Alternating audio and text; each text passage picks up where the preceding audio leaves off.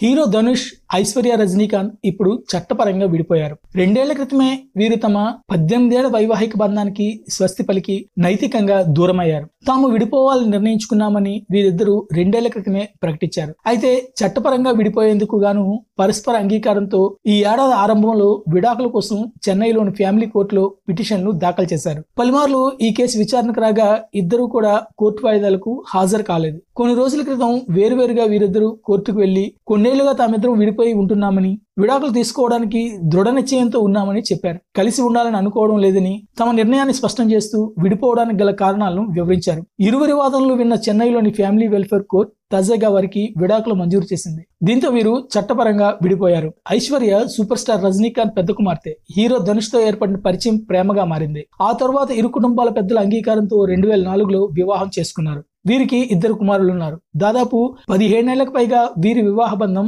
సాఫీగానే సాగింది. అయితే 2 ఏళ్ల క్రితం తాము విడిపోవాలని నిర్ణయించుకున్నామని ప్రకటించారు. ఈ క్రమంలో తాజాగా న్యాయస్థానాన్ని ఆశ్రయించి చట్టపరంగా విడాకులు తీసుకున్నారు.